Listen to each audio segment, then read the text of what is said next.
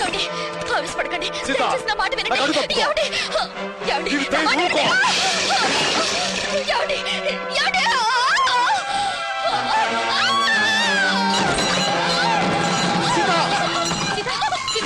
ఏం బయలుదేరమ్మా సీత బాబు త్వరగా అమ్మాయిని హాస్పిటల్ తీసుకెళ్ళి కొట్టి మనిషి కూడా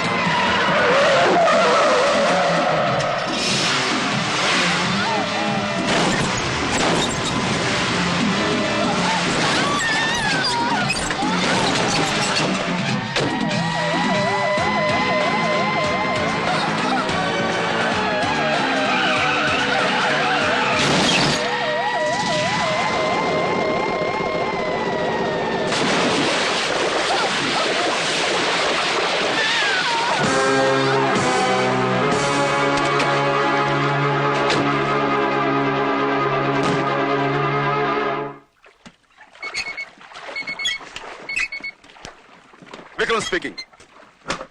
Is it? Hospital పేరు? Okay. నేను వెంటనే బయలుదేరి వచ్చేస్తున్నాను. Yes, immediately. Doctor? Don't worry. She's all right.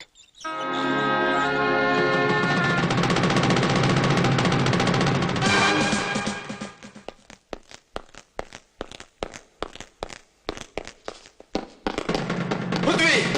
Don't move!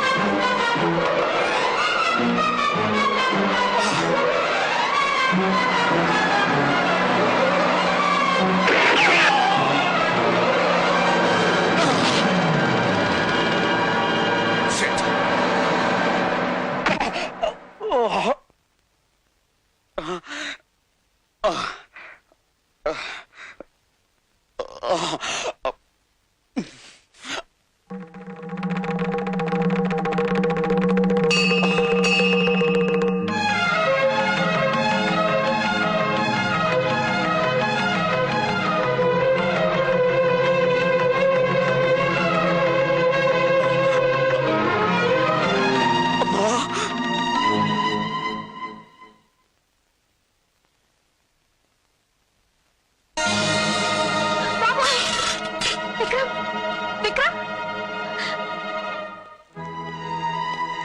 చూడమ్మా, అతనికి బుల్లెట్ దెబ్బ తగిలింది. పోలీస్ రిపోర్ట్ ఇవ్వాలి. తనే ఒక పెద్ద పోలీస్ ఆఫీసర్ డాక్టర్. అతనికి చాలా రక్తం పోయిందమ్మా. వెంటనే బ్లడ్ ఎక్కించాలి. తర్వాత వాడు నా కన్న కొడుకు డాక్టర్. నా రక్తం సరిపోతుంది. పైచి మీరు లోపల అండమ్మా.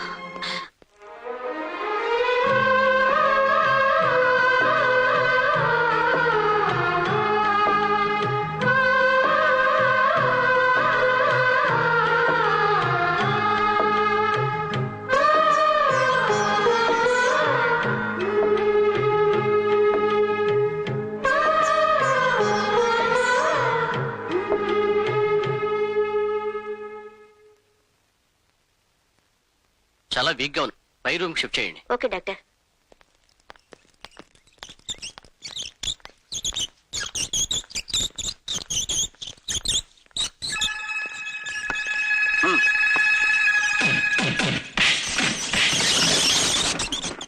సార్ మీకు వైర్లెస్ మెసేజ్ సార్. పృథ్వీ ఆచూకి తెలిసిందట. ఎస్ పృథ్వీనా? అవును సార్. ఎక్కడున్నాడు? GK hospital, Dilsukhnagar. Okay come on move. ప్రతి రూమ్ చెక్ చేయండి. Go ahead. Oh I'm sorry. Excuse me doctor, ఇక్కడ ఒక నువ్వు సారీ మీరు విక్రమ్, క్రైమ్ బ్రాంచ్. నా పోలికలతో ఉన్న ఒక నేరస్తుడు ఇక్కడ చేర్చబడ్డాడని మాకు ఇన్ఫర్మేషన్ వచ్చింది. అతని గురించి ఇప్పుడే వెళ్ళిపోయాడు సార్. ఇంతకు ముందే అతని మనుషులు వచ్చి అతన్ని బలవంతంగా ఇక్కడి నుంచి తీసుకెళ్లిపోయారు సార్. డామ్ ఇట్, కొంచెంలో తప్పించుకుపోయాడు అనమాట. కానీ ఒక్క విషయం సార్, అతను ఇక్కడ తీసుకొచ్చింది వాళ్ళ మదరే సార్. వాట్? అవును సార్. అతనికి రక్తం తక్కువైతే ఆవిడే ఇచ్చారు. ప్రస్తుతం ఆవిడ రెస్ట్ తీసుకుంటూ వేరే రూమ్ లో ఉన్నారు. పృథ్వీకి తల్లి ఉందన్నమాట. ఆవిడ్ని కలుసుకుంటే వాడి జాడ తెలుస్తుంది. డాక్టర్, ఇప్పుడు ఆవిడ ఎక్కడ ఉంది? పై ఫ్లోర్ లో రూమ్ నెంబర్ 1 లో ఉన్నారు సార్.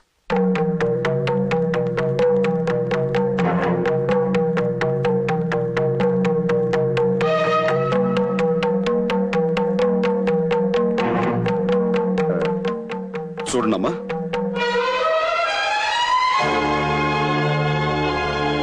అమ్మా.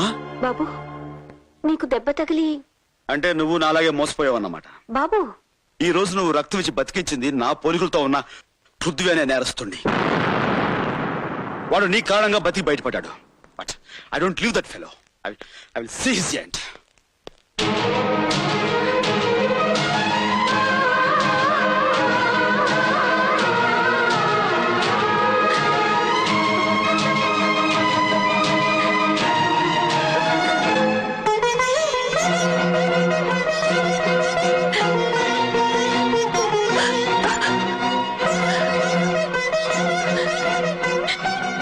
భగవంతుడా, వాడు నేను లేడనుకుంటున్న పెద్ద కొడుకు పృథ్వీ ఉంటాడా?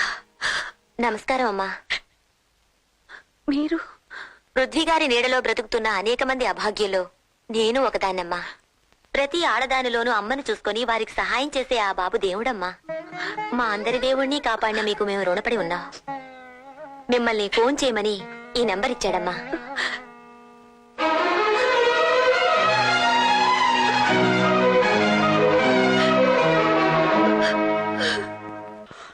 అవును సీత, అమ్మను చూశాను. మా అమ్మ నేను కళ్ళారా చూశాను. దేవతల కళ్ళు కురిపించే అమ్మ రూపాన్ని ఇన్నాళ్లకు మళ్ళీ చూశాను. నేను చూశాను సీత. ఏమండి, మీ అమ్మగారు మంటల్లో కాలిపోవడం చిన్నప్పుడే చూశానని చెప్పారు. ఇప్పుడు మీరు ఎవరినో చూసి... కాదు సీత, ఆవిడ మా అమ్మే. మా అమ్మ బతికే ఉంది. ఈ మహానగరంలో ఎక్కడో ఉంది. అనుకున్నట్టుగానే నేను ఇచ్చిన ఫోన్ నెంబర్ అమ్మ చేతికి అందితే అమ్మ ఖచ్చితంగా ఫోన్ చేస్తుంది. ఆ నమ్మకం నాకు ఉంది. సీత, అది అమ్మ ఫోనే. మా అమ్మ నాకు ఫోన్ చేసింది.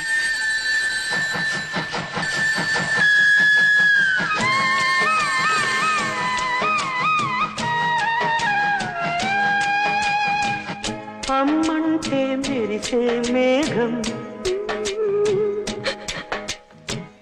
నాన్నంటే నీలాకాశం,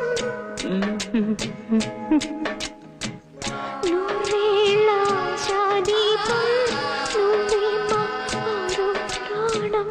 నువ్వే మా తారాదీపం, పూజా పుష్పం.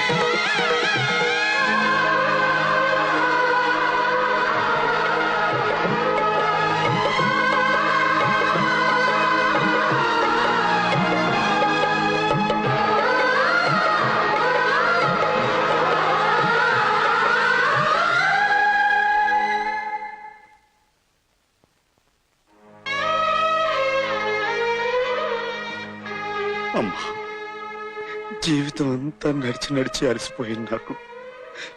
ఇంతకాలానికి శాంతి లభించిందమ్మా. బాబు, కరిగిపోయిన కలలాగా శాశ్వతంగా లేవనుకున్న నిన్ను మళ్ళీ ఇలా చూడ్డం ఈ అమ్మ చేసుకున్న పూర్వజన్మ పుణ్యంరా. పద బాబు, ఇంటికి వెళదాం. తమ్ముణ్ణి కలుసుకుందాం గాని. లేదమ్మా, నేనిప్పట్లో తమ్ముడిని కలుసుకోలేను. అదేంట్రా, వాడికో అన్నయ్య ఉన్నాడని తెలిస్తే ఆనందంతో పొంగిపోతాడ్రా. కాదమ్మా, నేను వాడి అన్నయ్యని తెలిస్తే ఆవేదంతో కుంగిపోతాడు. బాబు, అవునమ్మా, చట్టం దృష్టిలో నేను నేరస్తుణ్ణి. చట్టానికి కట్టుబడి నన్ను పట్టుకోవాలనుకునే పెద్ద ఆఫీసర్ తమ్ముడు. ఇప్పుడు నేను అన్నయ్యని తెలిస్తే వాడు ఆ నిజాన్ని తట్టుకోలేడమ్మా. డిపార్ట్మెంట్కే గర్వకారణమైన తను తోటి అధికారుల ముందు తలెత్తుకుని తిరగలేడు. పై ఆఫీసర్లు తన్ని అవమానించచ్చు, అనుమానించచ్చు, అసలు ఉద్యోగం నుంచే తీసేయచ్చు. ఇలాంటి పరిస్థితి తమ్ముడికి రాకూడదమ్మా. బాబు, ఇంతకాలం మాకు దూరంగా అనాథలా బ్రతికావు. ఏ రోజు మేముండి కూడా ఎవరూ లేని వాడిలా ఉండటం ఏమిట్రా? తప్పదమ్మా. 25 ఏళ్ల క్రితం నీ పసుపు కుంకాలు చెరిపేసి మన బతుకులు బూడిద పాలు చేసిన వాడి కోసమే ముళ్ళు రాళ్ళు ఉన్న ఈ దారిలో నేను ముందుకు సాగిపోతున్నాను. ఇన్నాళ్ళకి ఆ పెద్ద బెనర్జీ ఆచూకీ తెలిసింది. ఈ సమయంలో విక్రమ్ నా తమ్ముడని తెలిస్తే వాడికి, వాడితో పాటు నీకు కూడా ఆ దుర్మార్గులు ప్రమాదం తలపెట్టచ్చు. అలా జరగటానికి వీల్లేదు. ఆ పెద్ద బెనర్జీని నా చేతులతో సర్వనాశనం చెయ్యాలి. ఆ తర్వాత తమ్ముడని అరెస్ట్ చేసి ఉరికమ్మ ఎక్కించిన అది నాకు ఆనందమేనమ్మా. ఎటువంటి పరిస్థితిలోనూ నా నీడ తమ్ముడి మీద పడకూడదు. నేను అనుకున్నది సాధించేంత వరకు తనకు అన్నయ్య ఉన్నాడన్న నిజం తమ్ముడికి తెలియకూడదు. అలాగని నాకు మాట అమ్మా.